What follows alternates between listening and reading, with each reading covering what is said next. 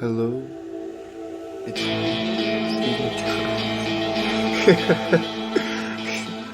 Hello, it is me, Steve McJones, back with another Articulate episode. And let me say, just preface this episode with just wow, Logan MF Marshall. This man, if you want to feel dumb or like just going back and listening to this episode, it's this man is so in tune to what he does and very, very intelligent in the way that he goes about his passion in his editing. And he's in the film program, so he knows so much. He knows so much about all these films, and you can tell he lists off.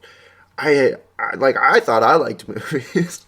I just forgot this person, and it's crazy that we went to the same high school, and we haven't talked in a while, and we used to hang out a pretty good amount back in the day, and just hearing him remembering, like, I can just listen to this man talk for, like, if I put him in a room by himself and just said talk, I would listen to him talk for, like, just a whole, he could probably go for 2 days is what I'm saying. He could just go for 2 days and I would want to listen.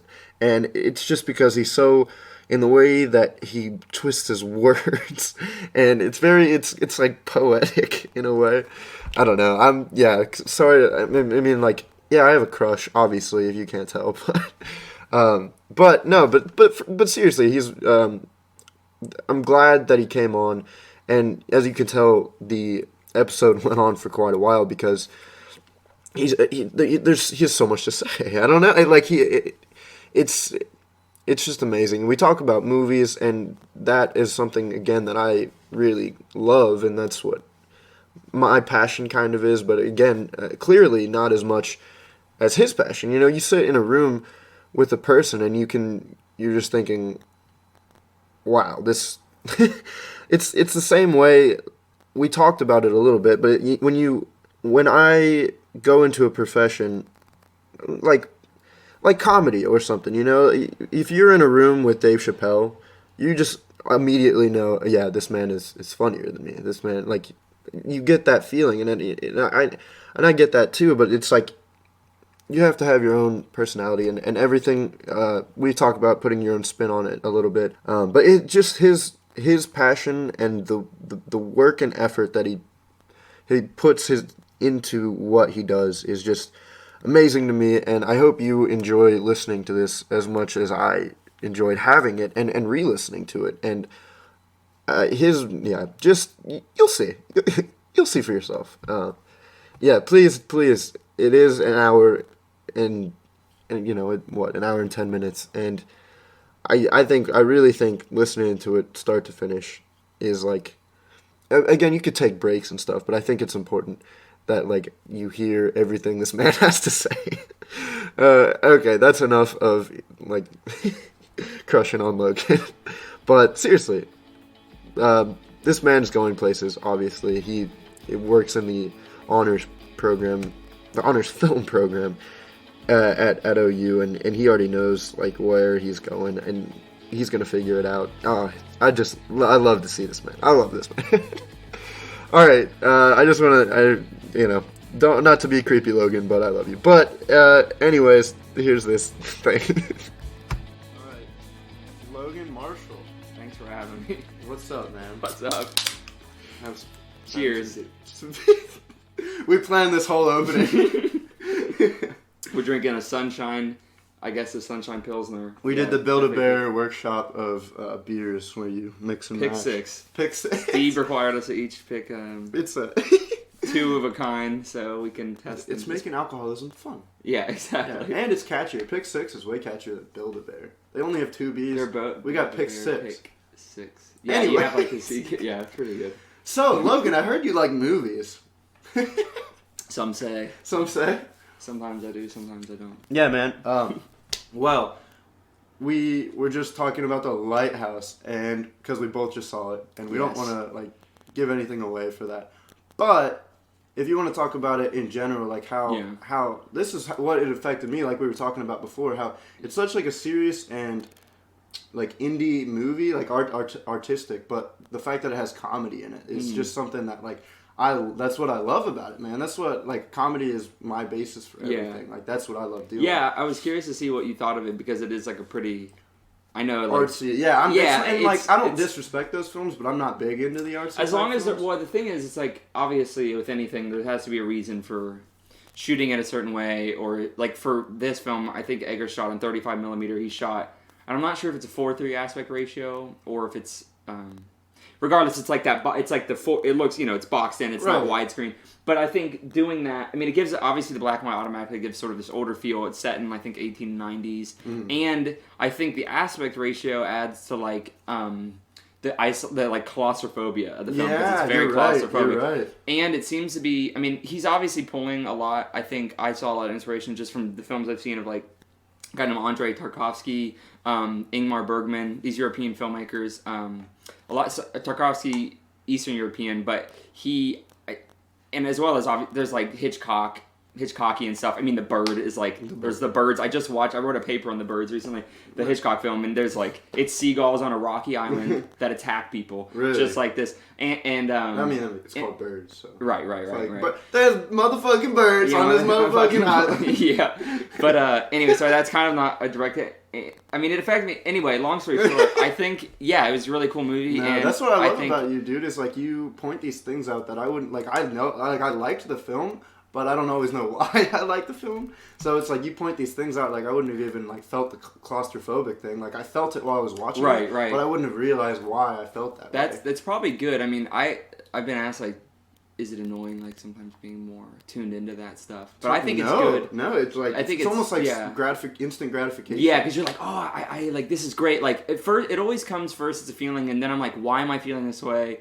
And then it's like, oh, I think it's because of these things. Like, and that's really interesting. And for me, who wants, somebody who's making, I mean, right now I'm focusing in post-production, but somebody who's making films, it's something that immediately becomes gratifying too, because it's like, oh, like, this goes in my back pocket. Like, I can use that sometime, or I can, like, grab from that. Of course. Which is really cool. I recently listened to a podcast about how, I mean, they were talking about how nothing is original nowadays, basically, and you can't, everything is, like, a collection, and, but they were just saying, like, that's exactly what you're saying, is that, like, you take any film that you watch, you just take a little bit, and you're like, I might use that later. Right. And but the thing is, I don't know, the hardest part is putting your own style on it, you know what I mean? No, yeah, you definitely, it's a matter, everything is like an amalgamation, so it's like, what type of combination do you make? Like, that's how new, quote unquote, like, visions emerge, is because it's not, like, totally original in the sense that, like, you could go back, like, what is ever totally original? Like, there's, I mean, maybe there was some person who first put, like,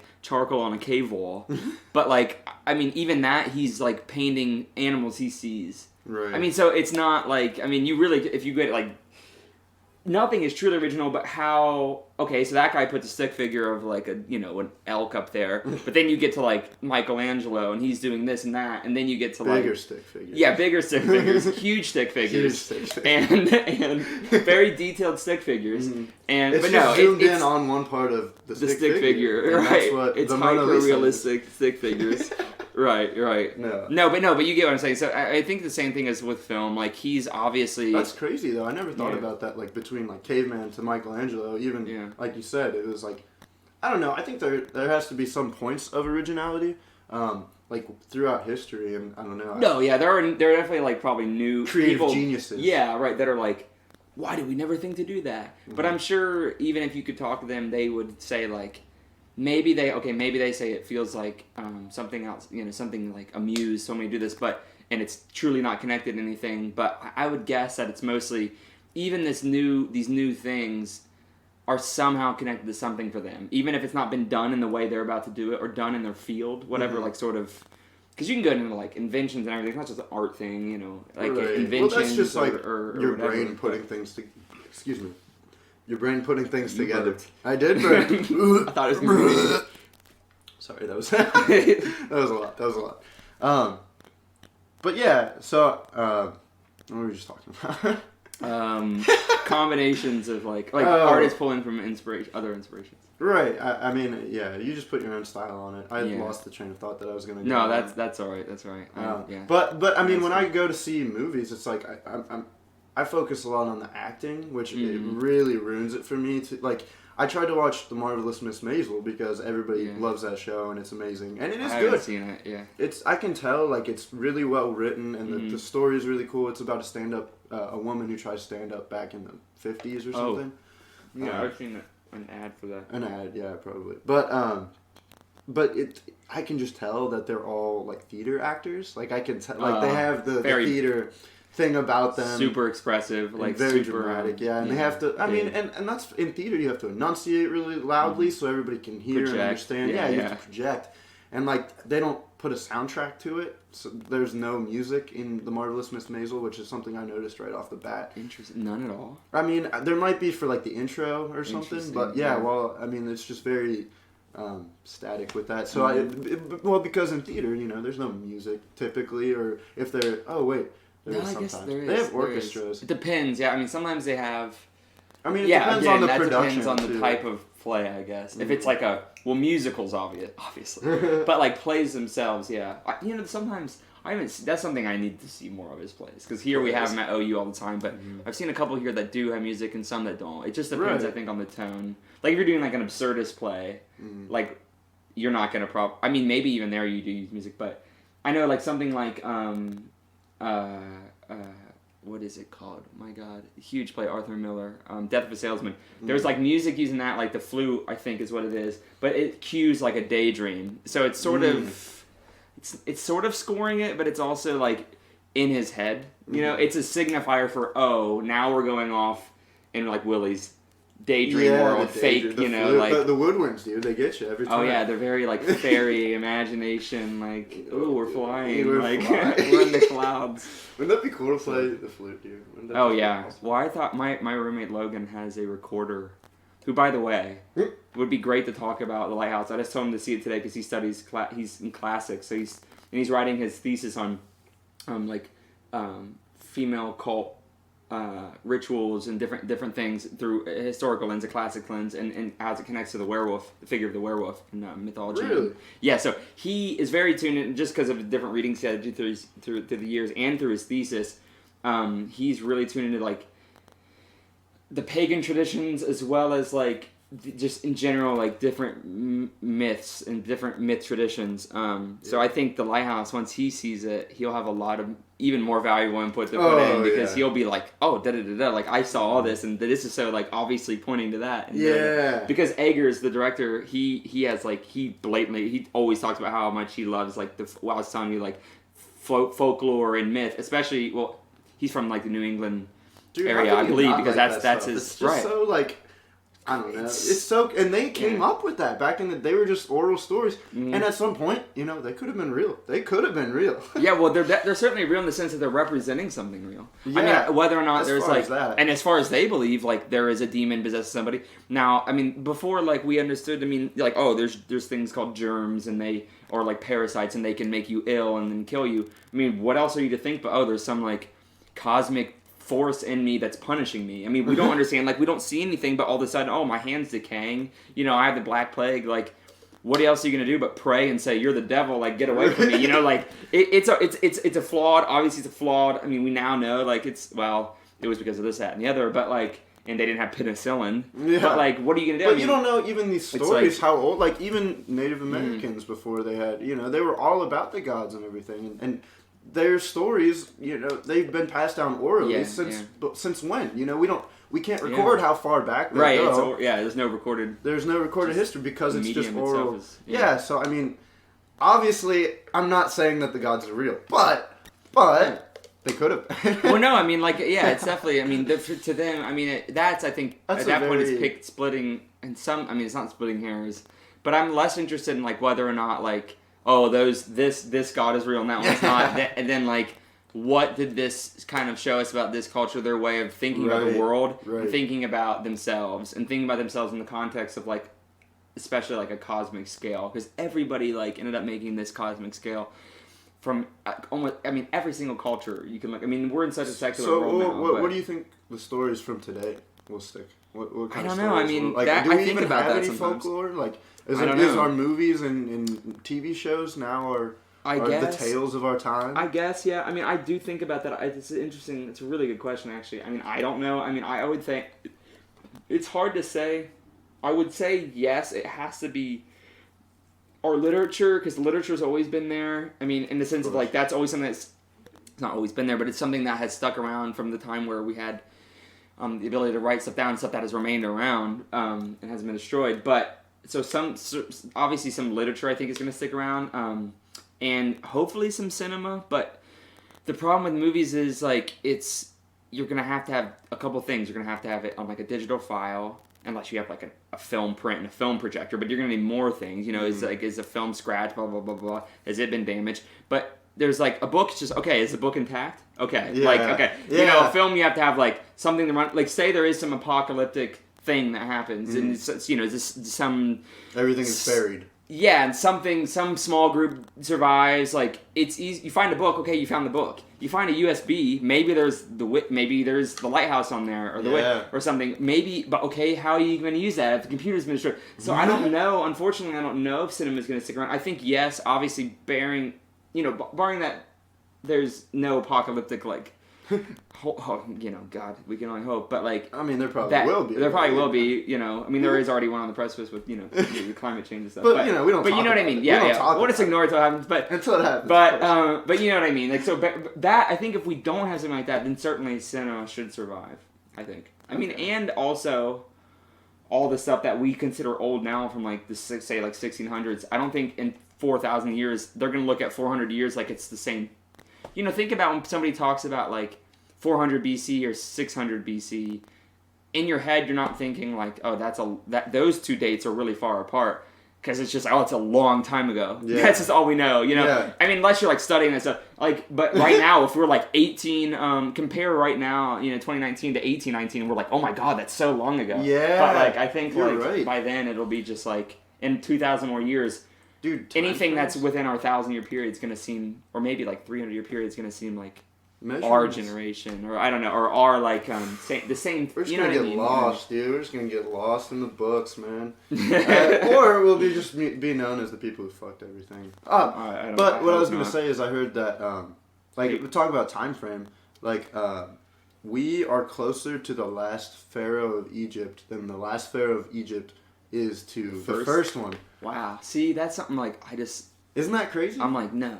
I'm like, no way. And, but yeah, I mean, I believe they were around for like a while. I don't know exactly how long, but now we just have fragments of their civilization. I mean, we have a lot, but because they had these structures, obviously, those have stuck around. But those are going to be gone someday too, and they're going to be sand. Dude, maybe they had movies, and we can't read them, and that's what all like the alien shit's about. Yeah. I mean, no, I mean it's really all that stuff is. I don't know. I can see why people.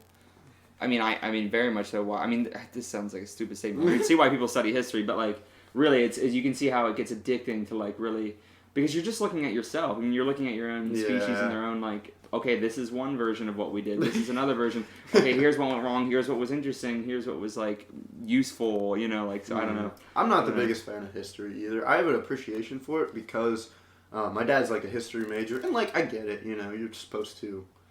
You learn from your mistakes and like be a better people than we were when America was created. Right.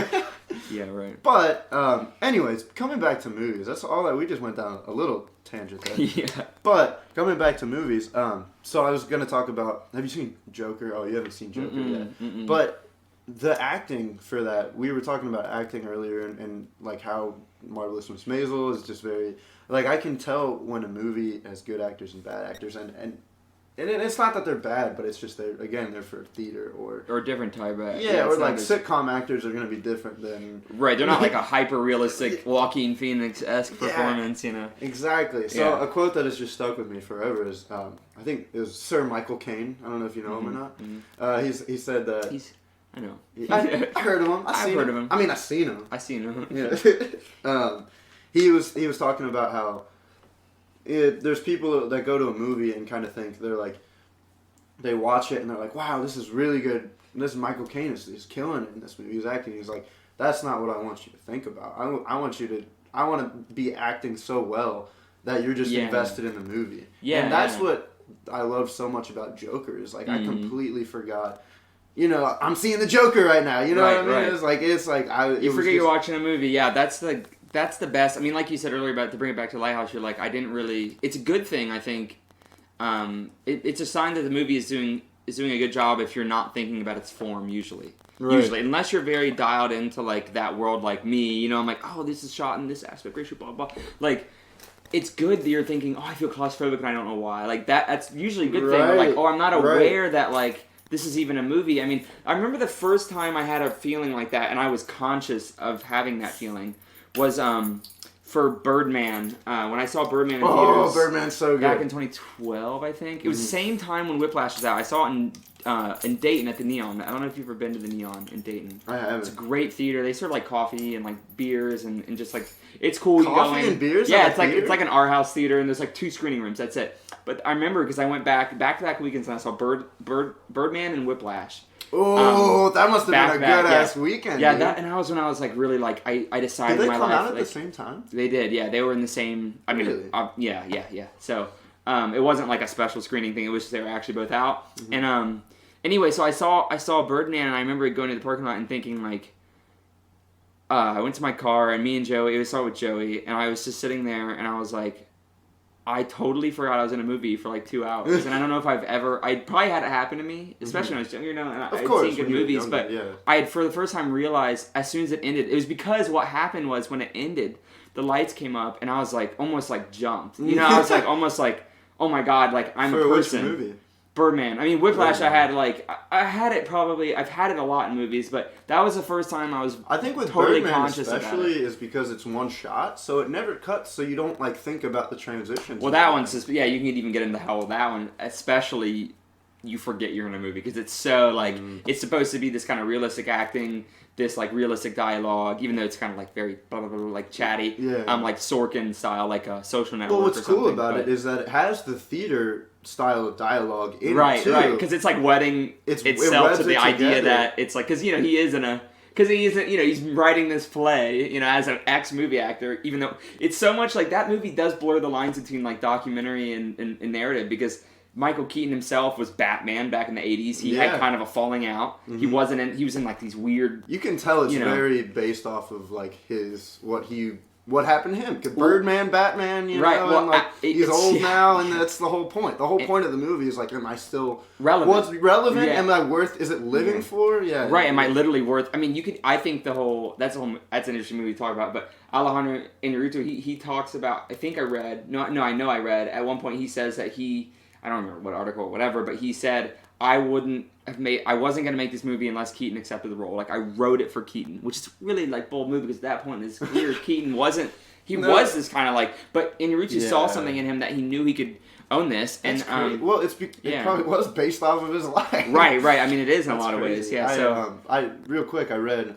I just finished Tina Fey's Bossy Pants, her biography book, or autobiography, and she wrote 30 Rock with, like... an Alec Baldwin character. She's an Alec Baldwin character. And, like, they had made all of these decisions and, like, it was going through before anybody even talked to Alec Baldwin about it. She's like, I just wanted to create a character that's, like, very conservative and very, the opposite of what Alec Baldwin is. Right. But I want Alec Baldwin to play that thing. Yeah. So they didn't even ask him until, like, very close to the deadline of, like, whether it was getting made or not. And I just think that it's funny how writers do that. They're like, well, we could maybe get Michael Keaton to play Michael Keaton. Right, basically. Exactly. Let's hope, because that's who I wrote it for. It's always an interesting question for screenwriters. Like, did you write this role with anybody in mind? And sometimes they say, yes, but I didn't get that person, and it still worked out, or it didn't. And sometimes they say yes, and I wouldn't. Or if it's a writer-director, a lot of times they'll say, yes, I wrote it with this person in mind, and they... and I wouldn't have made it without them. And the thing is, it gets to the point where Paul Thomas Anderson's last movie, Phantom Thread, he not only wrote that role for Daniel Day-Lewis, which is apparently his last film. We'll see. He said that before. But he not only wrote that role for Daniel Day-Lewis, Daniel Day-Lewis, like, wrote that role with Paul Thomas Anderson. Like, he was like, yes, I'll do another movie with you, and here's, like, an outline of this, in Paul Thomas Anderson, sent him an outline of the script. Daniel Day-Lewis named the character, wrote some of the dialogue, like, was so invested in the script that he started writing that character with Paul Thomas Anderson, who's, like, a I mean, he doesn't collaborate, generally, with, like, another writer. Like, he's... I think all of his features... Solo. Yeah, I think all of his features, it's just him. Mm-hmm. I'm pretty sure. And then he obviously directs on his own. But dude, I wish I had a writing team. I feel like a writing team is so much better to write. Like, I can get, you know, the dialogue and I can get the scenes, but it just would feel so much better to have somebody there, like telling you, like, well, you could do this or you could do that, and like we could, I don't know, just like a collaboration of sorts. Yeah, I guess when you're writing, and that's how pretty much all TV shows work, is with a team. But I guess when you're writing like films, the thing you have to do. And I've learned this through just my program in general, but it makes sense, is like share your script, rough drafts, with as many people as you can. And, I mean, not just rough drafts, but each draft, and get feedback. And that's your writing team in a sense. But nobody wants to read scripts nowadays. Well, yeah, I mean, I was going to say, you got to find the right people. But, I mean, and people that, this is honestly the hardest part, people that will read your script and not be like, it was good. Yeah. You know, like, it's like, fuck off. Like, I want you to tell me what didn't work. Like, because I know it's not perfect. And, like, obviously, if you're telling me it's perfect, if I get that from 10 people and you're lying to me, you're hurting me. You're not being nice. You're actually being inconsiderate.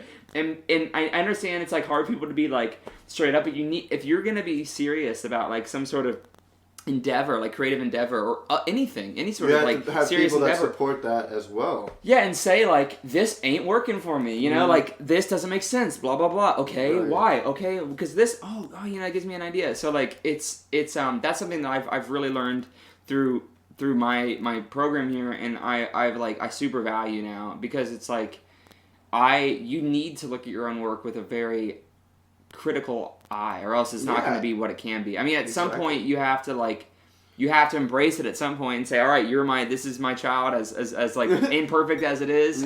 This is what I want to, like, you know, I want to work on, you know. Yeah, and it is like a baby, dude. I have I've written plenty of scripts. I told you this before. Like, I start a lot of scripts and I do little skits and stuff. Yeah. But I have one full episode that I think I told you about at one point. That's just like, it just becomes your baby, you know. Like, there you're like, I made this pilot episode. Yeah. Like, it is beautiful. It is exactly what I want to do with my life and what I don't know, with my career. Yeah. And like, I just cherish it so much. I have you think about it all day over there. Actually. Yeah, that's good. Get it printed and you can write on it and do whatever else. Yeah, I think it, and Baby is like a really good. At some level, it's a good metaphor, but you also like hack up your scripts and like kill them and kill parts. So hopefully it's not too, you know. You're like, not too literal a metaphor, for at least not for me. No. Yeah. But yeah, so that's really cool. Yeah, I actually have I have a really great podcast. It's like 40 minutes. It's about I'll just send it to you. Just remind me. Okay. That's all you have to say. Just say like. You can send me that podcast. Yeah. I got you. Yeah, because I don't know if you've heard a book called Eat, Pray, Love. But it's by the author of that, Amanda Gilbert. I might have got her name wrong. The book is famous enough. I don't think I didn't know her name. Yeah, yeah. But anyway, it's her on another person's podcast talking about basically creativity in the broadest like sense, and this process and this agreement we have, these agreements we have to make with it, and we have to treat it as like as a baby, but also as like this as like a partner that's that we are controlling, but at the same time is like evolving on its own, like command, as a partner. Like, that's weird. It's interesting. No, it's really I like it. I like the idea of that. So you'll really like it. But anyway, but thinking of creativity as a separate entity, you know. Well, yeah, and you have to negotiate. Her like idea is that you have to negotiate with it, like in the sense like you have to say, okay, I'm going to finish you. Like when you're selling your project, I'm going to finish you, and I'm not going to stop until you're finished. Done, like and that's our deal, okay? Like and you're not going to run away from me, and I'm going to chase you if you try to run away from me. You know, it's like it's like that's it. You know, like blood pact. You know, like let's. So how do you, as a person that's always in this shit, like push through those times of like where you don't feel creative, you feel like, and it happens for me, for like weeks, you know, weeks at a time where you're just like, dude, I don't want to do this, like I don't, like, Especially because we're in college too, you feel like you're just like, well, I'm in college. I should just be chilling out, having a good time. Yeah, and you're being pulled in so many directions, like socially, and come like, out to the bars. Even but you also get to the age like I'm feeling a lot of pressure, not because of my family, but I want to be there for my family. Different things. Right, like, exactly. It's like it's. And then work, and then and then other school. just shit you actually want to do otherwise outside the project. Yeah. So I would say, I mean, to answer your question, I guess the way you get through it is you just do. I don't know, and you keep like the key is to keep trying, like as keeping on. Right, exactly. It's like obvious as that sounds, or like whatever, but like you have to like because I totally relate. Like I get in like these, writers called writer's block or funks or whatever, like depressions, creative depressions almost, where you're just like and then you can even start getting spiteful towards the project where you're like, do I care about you? Like, do I want you in my life? Or you're taking up all this time, and then the next day you're like, why can't I be into this? Like, I was just so into it, and then you beat yourself up. But you also feel betrayed because you're like, this is my passion. This is like what I what's want going to on. do. You're like mad at yourself, but at the same time, it's just like like over the summer, I used to write shit down like in my notes on my phone all the time, but now it's been months or a couple of weeks since I've written anything creative down, and just like now I just feel kind of stagnant and like. I just want to like curl up in bed all day and not do anything. The mind is a finicky thing. I don't know. Like it's something I certainly know how to figure it out, because I can feel on top of the world one day with like some project or any just emotions in general, and then it's just like, and then you're just like, I mean, 2 days later you're laying in bed and thinking like, what is the point of anything? What is the point why of am I anything? even like trying? Like what? I'm exhausted. I blah blah blah. But then the next week you're like up on your high again. I don't know. I think it's sort of maybe that's just how it balances itself out. I don't know. No, and sometimes you're like, is this worth it? Right? No, like, big time. Have you seen Louis C.K. 2017? Is that a stand-up? Yeah, it's the one. It's the one where he wears a suit and he only has one of those. I have, yeah. Yeah, he's just like like most people. You ever look at somebody and just be like, why haven't they killed themselves? Yeah. He's like the garbage bag, like the car, garbage bag. And what would it take? 2 garbage bags? Yeah. In the window? Yeah. No, that's very true. But that's so the thing with me is like that's I think why I find comfort in movies though.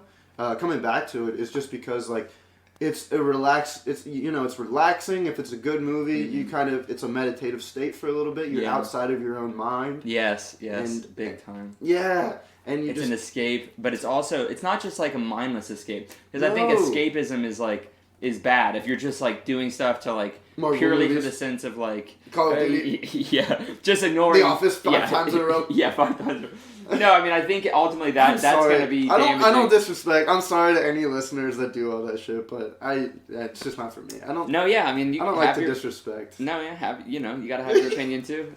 Of course. I mean the thing is like I agree. I mean generally like it's not my personality to watch as much as I like The Office like 5 times in a row. It's like because it's. I mean I don't know. Yeah, I mean yeah, but like but to the point of like.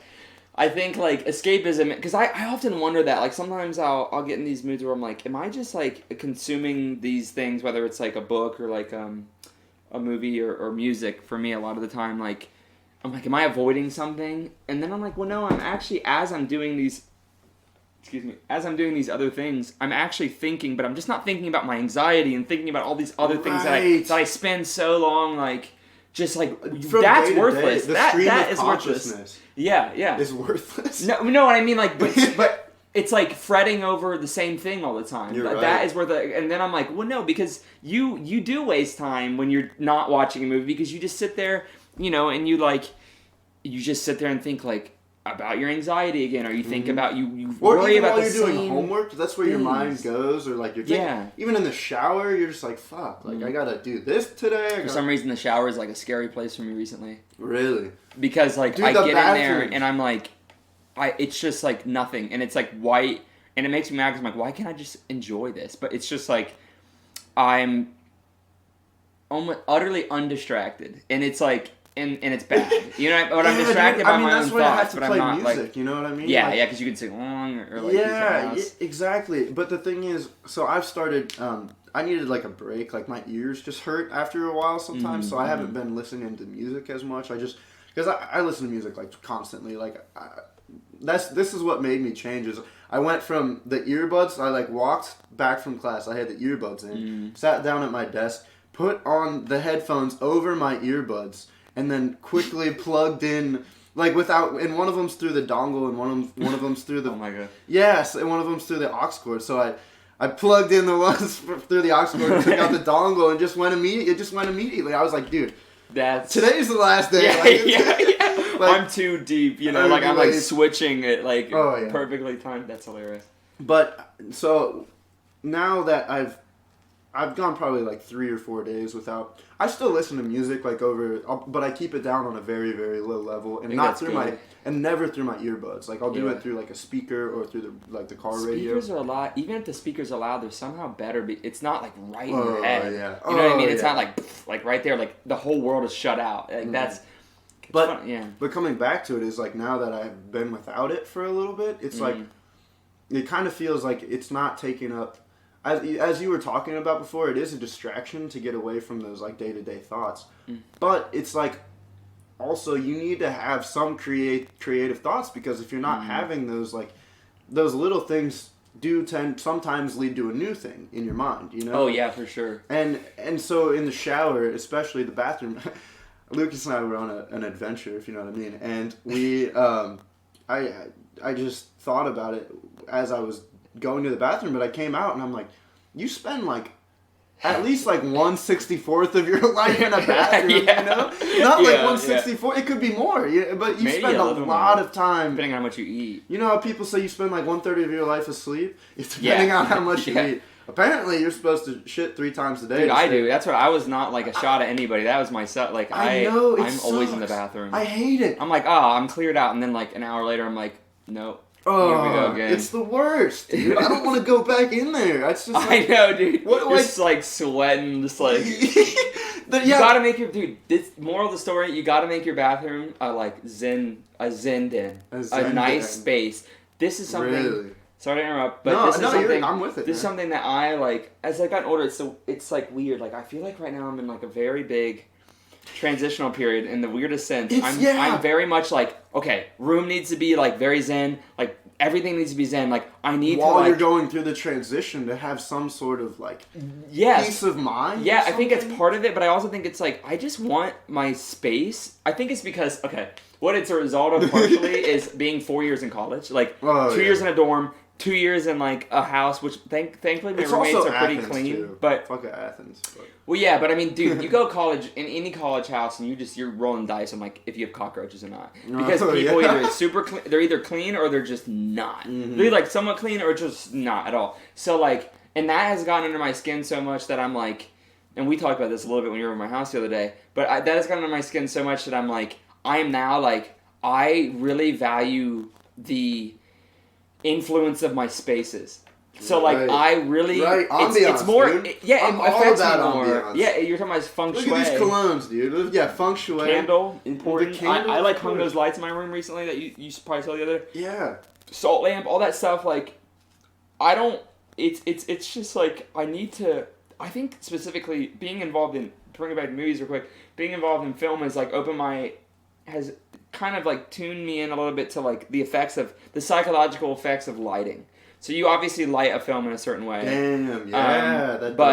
Because like if you want it to be that connects like perfectly. Right, here we go. Crazy. Full circle. But right now you have these two tungsten lights in here. Mm-hmm. So like about like I guess that would be like 3200 Kelvin, which is a temperature measure or like color temperature. So the sun is 6400. And so that's like a very blue light. This gets really nerdy, but no, I like it. But the sun. This is why you shouldn't. This is why they say like don't look at your phone before bed, because your phone blue light. It's like blue light. It's like LED. Well, I don't know if it's LED. It depends on the phone. Different types of screens, but it's blue light, which is like sunlight, and so your brain, your like monkey brain, interprets that light as like daytime. Right. So if you're looking at your phone before you go to bed, your brain is going to start releasing I don't know, I can't sound very scientific about it, but the endorphins or chemicals that are saying, it's daytime, be awake. Like, basically, like, it's not releasing melatonin. That's why I don't understand how people, like, fall asleep to TV. A lot of people I know do that. Yeah, I guess... Most people do that, I think. I think that's more of like I think that's probably like a sound thing and a thing to like, because for me when I go to bed, I get racing thoughts. Like a white noise. Yeah, I turn my fan on. That's how I like it more Nice. than a TV because it's not like up and down and different things. It's consistent. It's like, it doesn't matter if it's winter, I'm going to have my fan on. Just for noise. It's not like it doesn't cool it down, just move some air around, you know. I don't point it at me. If it's in the summer, sometimes I'll like point it right at me. But like, you know, I'll just keep it on. And I really like it because it just distracts. You know, everybody, I think, that's why I like goes to bed with racing thoughts. At some level. That's when I think unless the you're most. Super tired, and unfortunately, that's when I get my most creative thoughts too. Because then I want to like write something down. I'm like, well, I don't want to look at my phone. It'll wake me up. Yeah, I'm so comfy. Like, I don't want to go grab my notebook from across the room. Because I'm about to fall asleep, and sometimes that's like a whole process. Like for me, like I toss and turn a lot when I'm going to bed, and then I'm like, well, if I get up and write that thought down, I mean, it's gonna take another 30 minutes to get back into like where I'm then you almost have asleep. the thought. Then you have the thought. You're like, well, I mean, it could take that long anyways because I'm already in this mind space of like going and going. Right. It's so it's just like, a whole dilemma. In your mind. It really is. It really is kind of just. It's like fuck, man. Like I don't know what the system's son of a fucked. bitch. I just spilled. No, you're good, man. I got a towel. Anyways, beer spill. The red out of all the colors, I spilled the fucking red. Here you beer. go. No, it's fine. Anyways, but I don't know. That's why I like guided meditation because because like it's meant to be soothing. I prefer it's guided meant to... over like my own. Oh yeah. Well, I mean, son of a bitch. Okay, I'm so sorry, dude. You spilled it again. That is horrible. I'm so sorry, dude. Do you have another towel? I can't believe this. I'll get you a new rug, man. No, it's fine. It's all good. That's man. some like. It's an old rug. It doesn't. Gives it character, right? Yeah, that's close. Anyways, that's what I'll say. Get this fucking beer away from me. All right. We can't do that. We can't. All right. We gotta get back to the topic. We're like so locked in. Yeah. Anyways.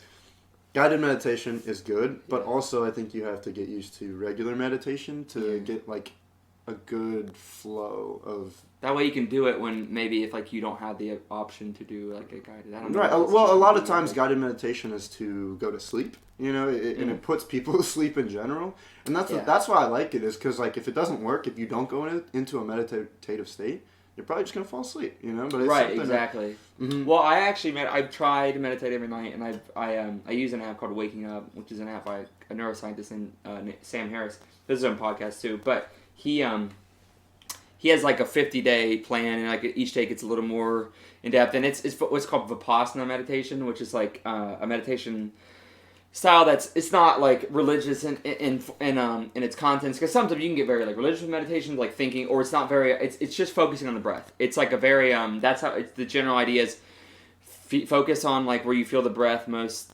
distinctly, and then by doing that you're not thinking thought, and then when you see a thought, when you have a thought, just look at it, let it go naturally. Don't judge it. Don't judge yourself. Like let it go, and then of course in your next day it's mindfulness, so it's supposed to like ripple effect through your life. So then when you get angry, you go, I'm angry, I acknowledge the emotion, I acknowledge how it makes me feel physically. I might have like, hot face or whatever. And then you just go, oh, that's like an illusion. You know, I mean, it's not an illusion. But it's not an illusion, but it's looking at it from a third person perspective. Well, it goes away. Mm-hmm. It goes away as soon as you do that. So it is like you're not locked into that. You know, in that sense, it's an illusion. Like you're not. It's a freedom. It's like a liberation from like being a slave to your own emotions, which I by no means have gotten anywhere close to mastering. I mean, who knows if anybody did. And that's the idea of nirvana, right? Is you master meditation, you master like this like heard material of Alan world. Watts before? But, what'd you say? Have you heard of Alan Watts before? Yeah. I just listened to him the other night. Of course. So, I mean, he's in Her too, which is funny. He's in Her? Yeah. Remember when Scarlett Johansson or she downloads him? Yeah, and they start like having a relationship when they go on when he goes on that cabin trip with her. Wow. Yeah. Because I found him after I saw that movie. Yeah, and I'll watch it again, and you'll be like, oh, that's really interesting because it's adding a lot of subtext. To the film. For sure. Yeah. But anyways, relating that to film, like being like having that third person omnipotence, kind of at some points gives you. It gives you that peace of mind that this isn't real. You know, you're like okay, what's happening in here doesn't really matter in the movie, but like that's not what I like about a movie, you know. That's what when I see a movie, that's what we were just talking about. Like in Joker, this is the example I keep coming back. It's been the most influential movie in my life recently. Since like I really want to see it. There's not a reason I haven't seen it. I haven't seen it yet, and I'm like, I need to go see it because everybody's seeing it around me. Well, I was in one of those lows for so long, and then I watched 30 Rock Pilot and Joker in one day, and nice. It was like the best days in like weeks, and like one of the best days of my life, honestly, just because exploded your inspiration. I was finally out of the low, like I felt like I was out of the low for for good, you know? Yeah, right. That's how it always feels. That's the amazing high you get. Is like, I swear, half the high you get is just from coming out of the low. Not even that high. You're just like, thank fucking God. I don't like hate and just feel so numb to everything anymore. Yeah. Like, I feel amazing. I'm walking on sunshine. Things have meaning again. Like I enjoy rolling out of bed somewhat, and getting my cup of coffee. Yeah. No. That's very.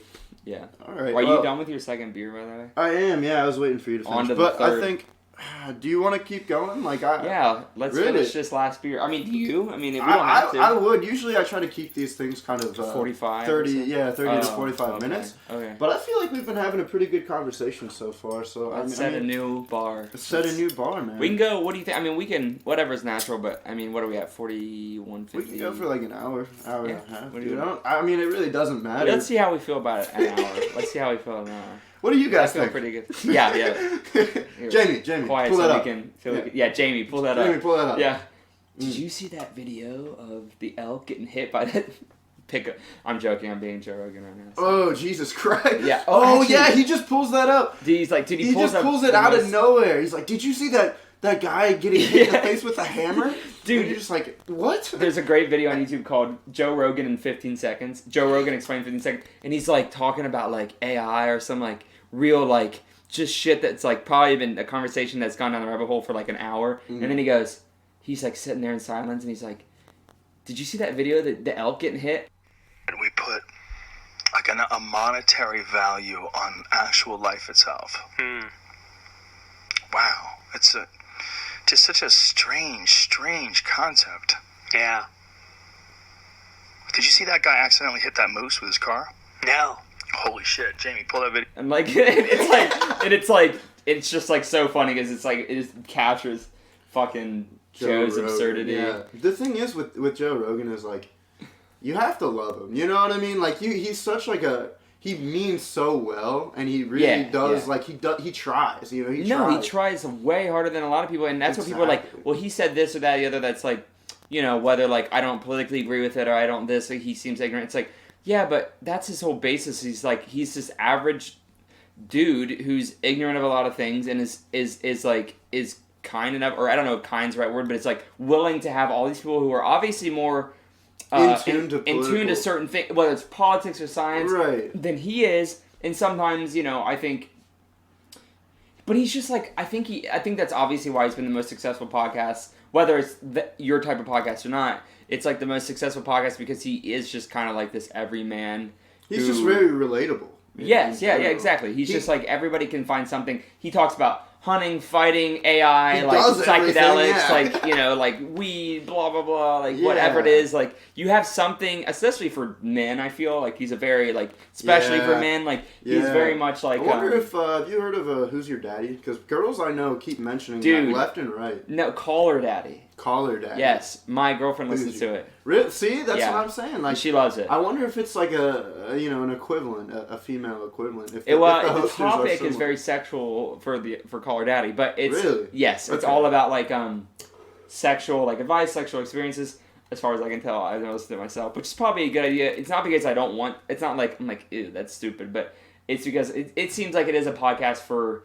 It's mainly for girls. It's the two hosts are girls, and they I know for Julie, it's been she listens to it and is like, it's cool for her. If it's a bunch of dudes talking about sex, it's it's not that interesting. And it's but if it's two girls talking about it, it's more her perspective, and it's more the way she can relate to it a lot more. Well, it's the same way with female comedians and male comedians. I'm gonna relate to the male comedians just because I don't want to hear. About your meat flaps and how I don't know how pushing a baby out of that shit makes it destroyed and like that's Right. funny to you, but like to me it's just like I don't know, and that's the thing. Like I understand, I get that it's funny to you, Right, but, like right. for me, I can't. No, yeah, I mean, at some level, I think comedy is an ability. You have to understand a perspective, or at least have. That's what makes you laugh, right? I mean, it's like even if it's like a really quote unquote offensive joke, which isn't a joke, sort of, isn't it? I think most jokes are not most, but a lot of them are just based in the idea of like offending some sort of a status quo or whatever.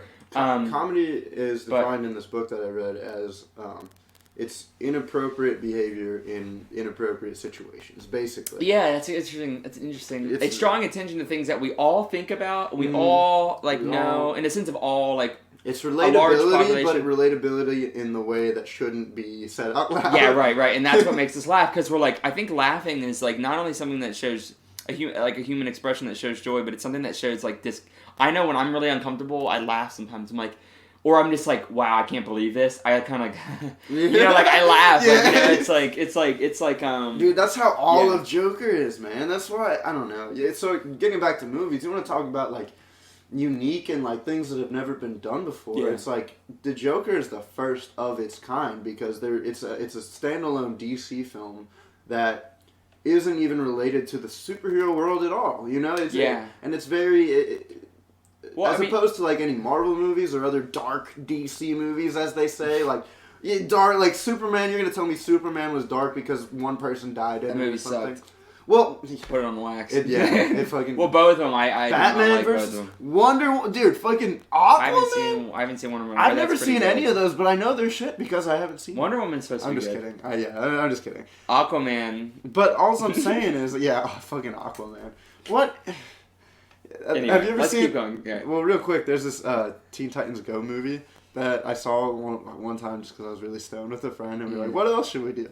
Well, we go see. Anyway, they in the movie they jump back and try to kill all the superheroes, so that way they're the only superheroes left, and they throw or make sure that they're not created like their origin stories.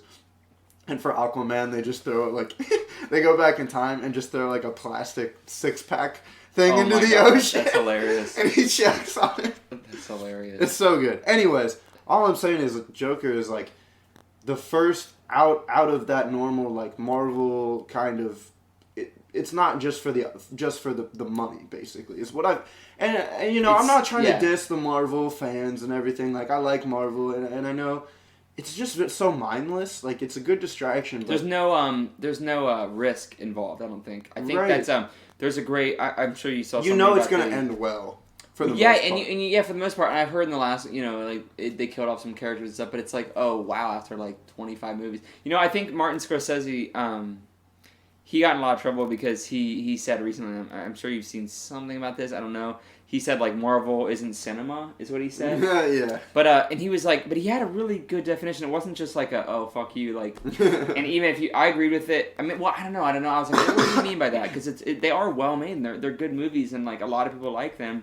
I mean, even structurally, I like them. Don't get me wrong, I can get into it. But he talks about it, and he wrote a guest column for the New York Times, and it's incredible. It made me tear up, actually, because it was, like, talking about what cinema means to him and what film means to him, and obviously he has The Irishman, which I'm seeing this weekend in theaters. Thank God, it's coming on Netflix in November 27th. But I'm seeing in theaters because apparently it's his best since Goodfellas. Blah blah blah. But I love Martin Scorsese.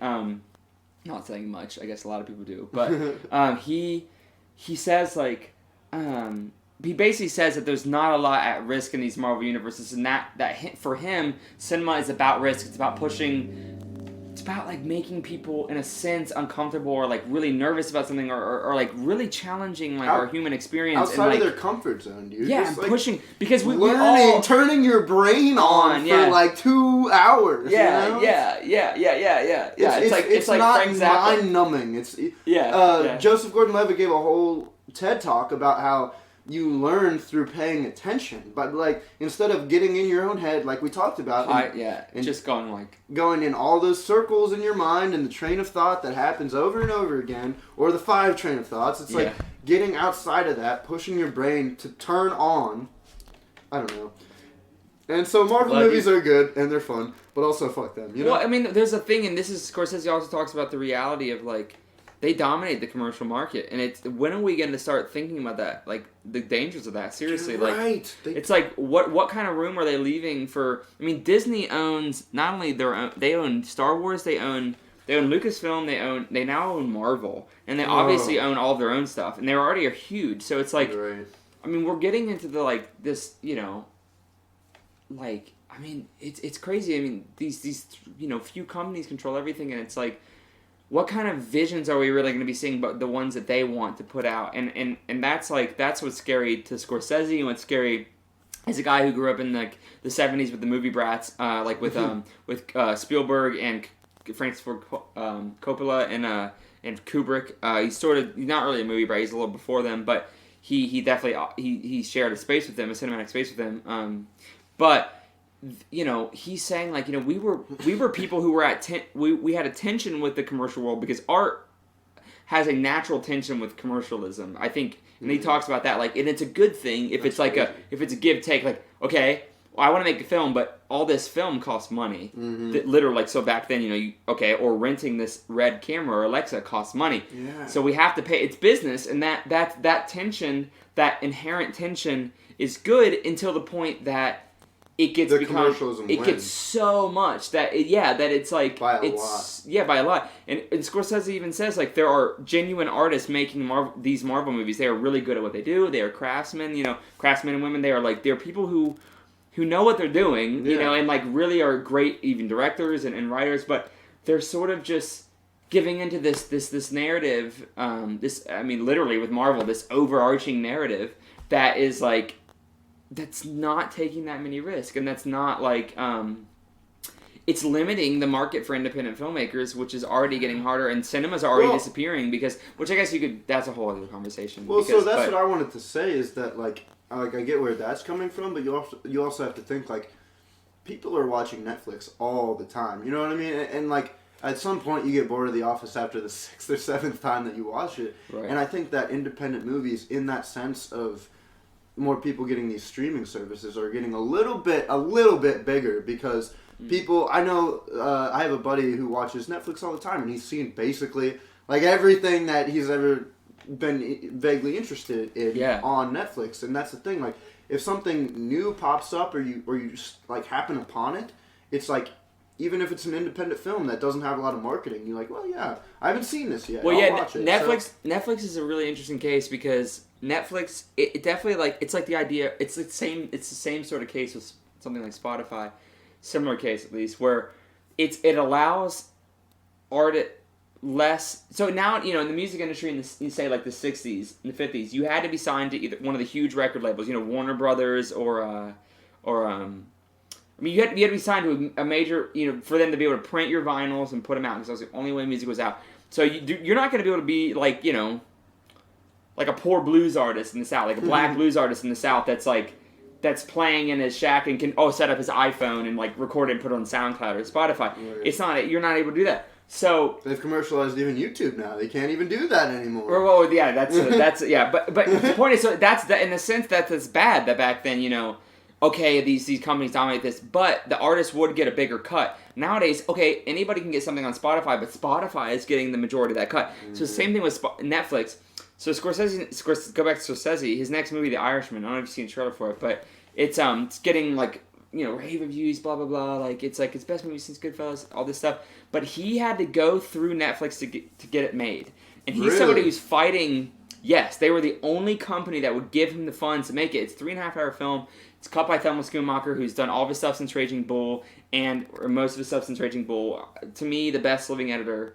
And she, well, and so you think, okay, it's Scorsese and Schoonmaker and you know, and De Niro and Pacino and Keitel and all these huge actors, and that nobody would make it. And so, and he's somebody who's fighting for cinemas to stay alive. And so it's like, well, why would Scorsese? Look, he's being a traitor because, you know, he's fighting for cinemas, but he's going to the streaming service, and so it's not going to be released in cinemas because cinemas won't show Netflix movies usually because they're saying, you know, fuck off. Like, well, you know, you're taking our business, you're taking our audience away. And I think films, not sound pretentious, but it's true. Like, they're made for the big screen. They're shot in big format. Like 35mm is meant to be blown up. Yeah. I mean, it's fine on your phone, of course, but I mean, it's not a cinematic experience to put it in the most simplest terms, and it's not as like you don't go to. I don't ever watch a movie on my phone and go to that like ethereal like nothingness that I do. Is that so recording? Yeah, it's okay. Should be that I go to that like ethereal nothingness that I do when I see Birdman or something. That's specifically an experience that comes through the cinema. Anyway, but he had to get that made through Netflix. But he struck a deal with them, saying, "Okay, if I make this for you guys, you have to be willing to negotiate with cinemas and let me." So, for example, this Saturday I'm seeing The Irishman in theaters because he negotiated to get it in theaters for at least some time.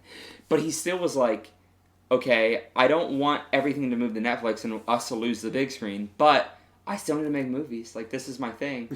I love it. So, and Netflix is the only company that's going to produce my 3.5-hour movie. Right. I'm going to go through Netflix. I'm going to go through Netflix, and I'm going to tell them, I'm going to fight as hard as I can, but definitely look at that Scorsese stuff because it's really interesting. No, yeah, and I would love really to like, if you'd send it over. I would definitely check it out. It's really cool. I'd like to talk about the theater experience as a whole in general, man. Mm-hmm. Like, it is...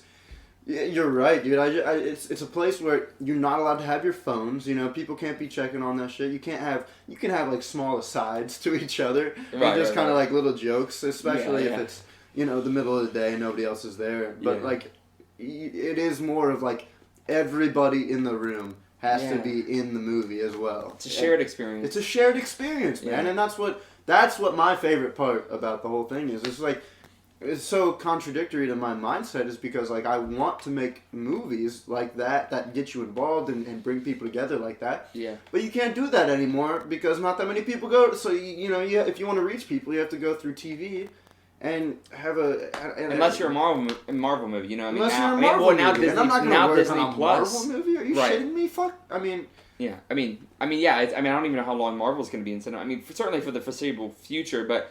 They, Disney Plus just opened up. You've heard about Disney Plus? Yeah, of course. It's a streaming service, so everybody's heard about fucking Disney Plus. Well, right, of course. But the thing is, like, just fucking Disney, dude. Well, they run the world, but like, it's like, I don't know. I mean, Marvel obviously makes. I mean, box office records are still being broken, so at some level, people are going to the movies, but it's all for these. It's almost. It's not okay. I can't make generalizations, but it's mostly for these movies that are Marvel movies or Star Wars, or which is at this point a Disney movie, which is Marvel's a Disney movie, which is Star the same Wars. thing. It is exactly the same thing. A Marvel movie versus a Star Wars movie is exactly the same thing. And I mean, even at the new Star Wars series, which I kind of want to watch because I've been invested. I took a class freshman year on Star Wars with the dean of Honors Tutorial College. Interestingly enough, really, he's gone now, but excuse me. Yeah, he's crying. Yeah, but he it was like an English class basically, but like it was like studying Star Wars. It was really cool. It was like a fun class. Oh yeah. Look, we were talking about we'd look at Star Wars through a feminist lens. We'd look at Star Wars through a eugenics lens. We'd look at Star Wars through all kinds of That's these awesome. sort of like lenses. It's really cool. But so I have an invested interest in Star Wars, and it's not. It's hard to talk about these things without. I guess the point is saying that it's hard to talk about these things without seeming like spiteful or like I hate Star Wars, I hate Marvel. It's like I mean these are a lot of the time like good. They're good stories and like stories that are like very archetypal and stories Passed that a lot of people connect to. Age. Yeah, of course. And relate. But it's when that is so when other voices aren't being heard because of that. That's when I think it becomes an issue. And I think like there's always going to be. I'm not gonna be unrealistic. There's always gonna be like a dominant production company or something. I just think, I don't know how there wouldn't be. I don't know. But it's, so at some level, I fight with myself because I'm like, am I being too, sensitive is the right word, but like too upset about this or blah, blah, blah. And honestly, I don't think about it ever. It's not like I think about it on the daily. But it's just when we talk about it in conversation, I notice that. Yeah. It's something that does bother me. Like the like domination of the single company or companies that like are in a way limiting because of their dominance, suppressing the access or the just even the I guess just the market for these other films like the Lighthouse or something like that. Right, something more independent, which is by the way getting a lot of attention. It's saturated. Yeah, it's oversaturated. That's the perfect way to say the market is so oversaturated. These movies, like I actually think it's a bubble, and I don't know when it's gonna pop, but I don't know how long people are gonna keep going to hope see it's soon, dude. these movies. I mean, But- I've heard a lot of people say that like Endgame is the last one they'll see. I mean, that's how it is for me personally too. Endgame, like I'm done after this. Like I can't keep going. But but there's a At some younger point, you just get generation that tired they're of gonna it. keep going to those. It's not over. It's not not done over by any just means. because I, as a person, and other college kids are done with it. Maybe it's done in this market, but in multiple other markets, old people, different age group. yeah. I mean, maybe when you're 80, you'll be like, I want to watch those old movies. Yeah. Again, and that looks so dated now, which are gonna, now it's funny, But no, I mean, it's so I kind of want to wrap this up with. Yes. Do you have like a positive? What's the most positive outcome with people watching like the movie type? What we were just talking about, because it all kind of came down to like a very like everybody's fucked. We're watching these mindless movies and TV shows all the fucking time. No, but I think. So is there like a positive spin you can throw on it for us? I don't know, honestly, because I'm so chained to my own age group. But it seems like at least our age group is into and this could be a thing with our talent. Well, you and I both our saw age group are into Lighthouse, Right, that's what I'm saying. That's what I'm getting at. Is I think our age group is very. I think maybe this is one of the good things about social media is I think. You hear oh, The Lighthouse is this great movie that explores all blah, blah, blah themes and blah, blah, blah this. We're podcasts. Yeah, podcasts. So I think people are getting... I don't think the market is totally dominated by, the mainstream, agenda, which sounds so corny. But, you know what I mean? What these big companies are saying you should watch or blah, blah, blah, blah, or advertising to you. I think that the positive thing is a lot of people are... Because it is positive with the internet, is you are able to look at oh, a lot of people are really liking this film, and I hadn't seen an ad for it, but this is really interesting, and but I think that does depend on the town. That's why I love Joker, is because it's an artsy fartsy film, but it's also fucking it also the broke Joker. the box record for R-rated movies, the most highest opening weekend for any R-rated movie. Yes, dude. Which obviously I bet it made so much money too world. because it was you don't need there's no CGI, there's not a bunch of fake shit. I don't know. Well, people, I think there is a sort of this rebellion against at least the bubbling of a rebellion against these overproduced movies and these very here's ads Yeah. we're specialized to sponsor. I mean, I actually nowadays I think we're moving away from cable, so ads become less. And I think the pay by subscription model makes a lot more sense because you're paying to not be advertised to. Mm-hmm. And I think because ads are it's just a method of you're paying. Mm-hmm. You're paying. I mean, you're paying your own interest. That's all they want is the money. So you just give it to them, so you don't have to be conditioned to. Which I think is the right model. I think that's the better model because for sure. Because you're not getting. But there should definitely be a third one. Well, yeah, but what are you gonna do? The reality is what are you gonna do? Rules. Well, yeah. I mean, what are you gonna do? You can't get Joker or even The Lighthouse, which is probably a $20 million film I haven't seen, but that's even though that's still that's an upper indie budget, mm-hmm. but that. You're not going to get that unless you have to pay for your ticket to go see the movie. I mean, that's just a reality. But I think. I mean, you could talk about the details, but I think the pay to subscribe model is good because just recently I was watching something. I think it was comedy. I was watching Nathan For You, which by the way is one of my favorite fucking shows of all time. Have you seen Nathan? Yeah, I've seen a couple of them. I love that show. But I love that show. But anyway, I was on Comedy Central's website and they have a couple ads, and I was like, wow, when you're away from ads for a while. Because I have fucking annoying. I get ad block on YouTube. I'm like, oh my god, these are the weirdest, strangest things because they're so Dude, watching rich people. It's always rich people cooking. There's a food commercial. It's cooking for their perfect little white family usually. It's everything's with fucking one black perfect. Guy. With one black. Oh yeah, you always have to throw in so we're diverse, blah blah blah. We care about everybody. It's even though we're representing the 1% and blah blah blah. It's it's fuck off. I watch these things and it's jaw dropping how just obviously fucked it all is. What in the hell? This is what's going into people's brains. No wonder people like David Foster Wallace wrote about the poison of TV. If he didn't kill himself, he'd be freaking out over social media. It's I don't know. It's I don't know, that's sort of, I get pretty fatalistic about that stuff, but I think we are moving away from that model of like advertisement. I mean, first of all, we're not moving away. It's so huge on the internet and Instagram and all these things that like curate your interest and basically tell you based off What of to your like. most relevant interest when you subscribe to the app. What It to tells spend you your money on. what to continue spending your money on, and it gets so fucked. I've read and I've looked into this advertising model just to the sense of like what these major like outlets are reporting on. They will advertise to people with mental illness, with bipolar syndrome, with anxiety and depression, when the person is feeling better, and the internet knows because they're not searching so much about symptoms, or they're not searching about they're saying spending less time on their computer, which they know is like a sign that they're doing better. They will start advertising like plane tickets to Las Vegas because they know when these people, like especially with bipolar syndrome, have more manic episodes, when they're more up, they will spend more money. Isn't that fucked, man? I mean, fucked. when you're manipulating people's mental health, that's where it's like, I'm just like, you know what? I mean, you're always doing it. You're always manipulating people's mental health, but when they're directly using that as an indicator for like, here you go, you money need bags. to go visit LA, which is a shit town anyways. No, yeah, right, yeah, God, yeah, right. No, it's a good, but it's crazy. But like, I think that's almost, while it's kind of like the film thing, you know how you said, where like it's necessary at some point. I think our generation is experiencing these advertisements through, we're moving less away from the material and going more towards the experiential, you know, like we're going to LA as an experience, you know, and you can enjoy that, and you can have memories from that, and it's like a fun time in your life. So even if it is taking advantage of that, it's more, at least it's promoting, instead of like, hey, well, you probably need to buy a dog or a yacht or whatever, you know, or this or that. That doesn't really matter. This clothes, which everybody wearing this piece of clothing in the commercial is being celebrated and carried out of the school, you know, like exactly. And they're being praised by the experts of society. Like, it's like, man,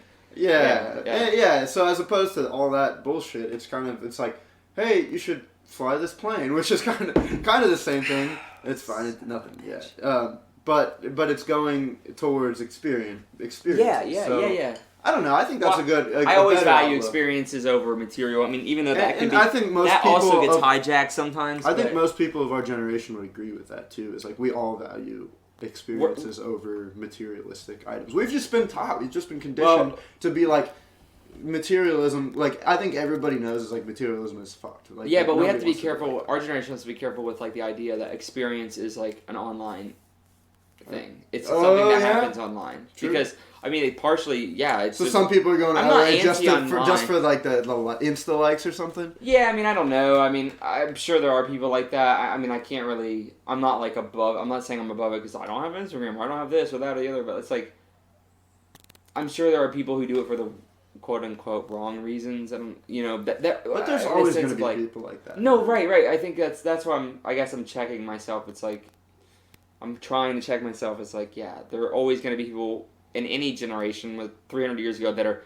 doing things for that from the perspective of the person who's doing it differently, the wrong reasons, so I don't know, I try not to be too harsh about that, but no, all in all, like, try to enjoy life, right? Try to enjoy life. Get some experiences.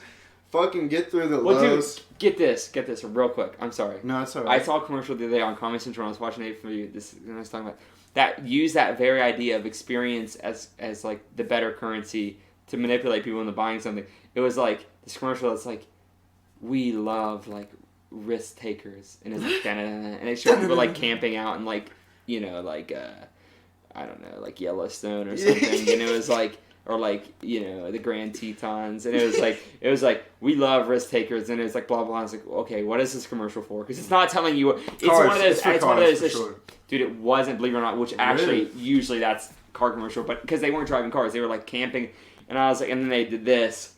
It was for beer, and I was like, oh man, because it was like, but I was like, that's actually fair though. I like. It's fair. No, I mean, look, the reality is, Anna and I turned to Julie, and I was like, man, we should drink that beer. Like, I was like half joking, but I was like.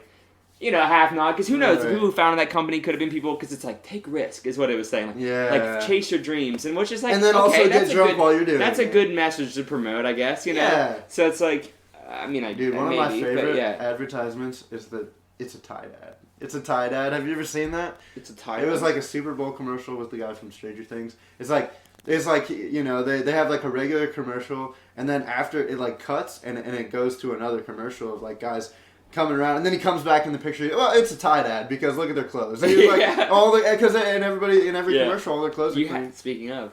Yeah. You have a great tie-dye on, and I am wanting... Did you make that yourself by chance? It's a tie-dye. Did you make that? I didn't. I just bought it because we're some? doing a shuffle tonight. Tonight? Yeah. Oh, nice. That's why I have Senior to do a shuffle?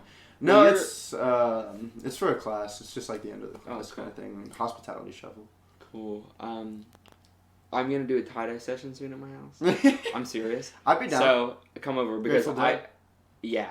Grateful Dead. Plugging the Grateful Dead now. Listen to Grateful. If anybody's still listening at an hour and 10 minutes. Yeah. At an hour and 10 minutes of us just go listen to Cornell 77. Alright guys, like I said, I hope you enjoyed that. I just want some final thoughts that we kind of talked about, Logan and I talked about after we recorded this. It's like, podcasting, it's so much fun because you have to laser focus on, you can't look at your phone. If you're not talking, the whole point is to be in a conversation. And I think that you should take that with you in your everyday life because, I don't know, you focus on the conversation, don't be distracted by other stuff. Have that intimate connection. And that's what makes it so fun, That's what I think most people should strive for in their lives. And yeah, and only, of course, it takes Logan MF Marshall to point that out to me.